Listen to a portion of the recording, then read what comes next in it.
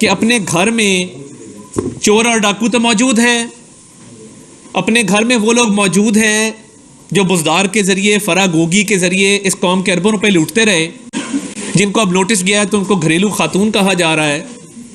ان کی پشت پناہی تو چلیں ٹھیک ہے، وہ اہلیہ ہیں، بنتی ہے کہ انہوں نے جو بھی چوریاں چکاریاں ڈاکے ڈالے ہوں، فیملی ممبر ہیں تو ان کے لیے آپ نے بندوبست کیا ہے، وکلا کا بھی، آپ ان کے تحفظ میں بھی کھل کے سامنے آئے ہیں، فراگوگی کے تحفظ کے لیے بھی آپ نے اقدامات کیے، آپ نے کہا وہ پبلک آفس ہولڈر نہیں ہے، بٹ یہ تاریخ میں پہلی دفعہ ہوا ہے کہ ایک پارٹی کا چیئرمین، ایک سابق وزیر اعظم ایک ایسے مجرم کو ساتھ بٹھائے جس نے یہ اعتراف کیا کہ اس نے جعلی دستاویزات بنا کے نہ صرف نوکری حاصل کی تھی ڈار برادران کے ذریعے، بلکہ اس کے ساتھ ساتھ اس نے ٹھیکے داروں سے کمیشن لے کے بھی ڈار صاحبان تک پہنچایا تھا۔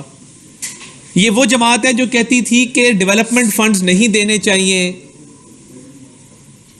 M N as MPs کو ان کا کام نہیں ہے، ان کا کام قانون سازی ہے۔ نہ صرف ڈیولپمنٹ فنڈ دیے گئے ہیں، ان ڈیولپمنٹ فنڈز میں باقاعدہ 10%، 15%، 20% کا جو ایک کمیشن ہوتا ہے وہ لے کے بھی پہنچایا گیا ہے۔ اور یہ آپ دیکھیں کہ وہ بندہ جو کہہ رہا ہے کہ کبھی مجھے الٹا لٹکایا جاتا تھا، کبھی سیدھا لٹکایا جاتا تھا، سیدھا لٹکانا کیا ہوتا ہے؟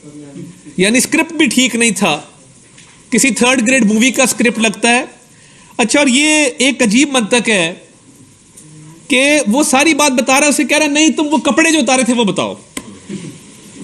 اب یہ عمران خان صاحب ہر اپنے پارٹی ممبر کے کپڑوں کے حوالے سے کیوں اتنے زیادہ شوقین ہیں کہ یہ بات لوگوں کو بتائی جائے؟ وہ نہیں بتا رہا جس کے ساتھ ہوئی ہے، وہ نہیں کہہ رہا کہ میرے کپڑے اتارے گئے، نہیں تم بتاؤ تمہارے کپڑے اتارے تھے۔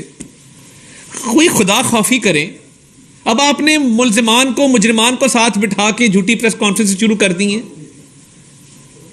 اور وہ اچھا دیکھیں کہ کس طرح ایک ولن کا منظر پیش کیا گیا ہے کہ جب ایک بڑے صاحب وہاں پہ آتے تھے تو آواز لگتی تھی، ابھی شکر ہے کہ بگل نہیں بجتا تھا، ابھی شکر ہے کہ وہاں پہ باقاعدہ اونچی آواز میں باہر نعرے نہیں لگائے جاتے تھے کہ بڑے صاحب آ رہے ہیں، سیدھے ہو جاؤ، کھڑے ہو جاؤ۔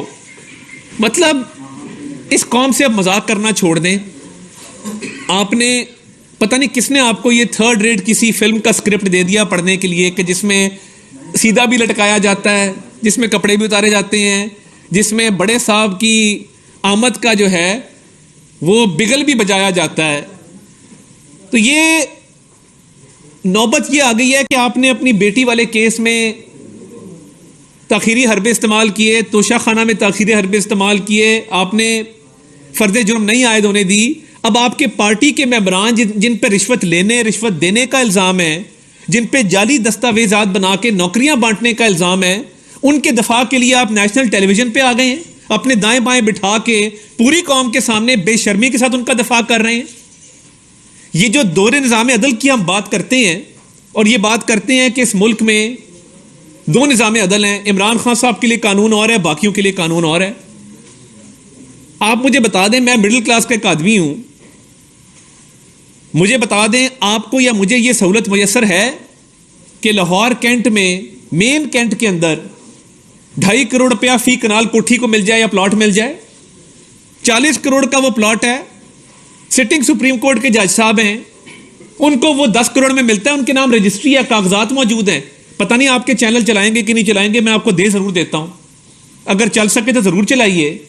کہ اور یہ ایسے ہی ہے کہ یہ پلاٹ عارف ملک صاحب نے خریدنا ہو تو اس سے 1 دن پہلے عدنان شیخ صاحب نے خریدا ہے۔ یہ اس کی کیا نوبت آئی کہ 1 دن پہلے کوئی اور خرید رہا ہے؟ اس کا مطلب یہ ہے کہ کہیں نہ کہیں کوئی پیمنٹ ادا کی گئی ہے۔ دیکھیں قاضی فائزیسہ کی اہلیہ کو جب کٹہرے میں کھڑا کیا تھا اور وہ آبدیدہ ہوئی تھیں، ان کو تو آپ نے پورے احتساب کے عمل سے گزارا۔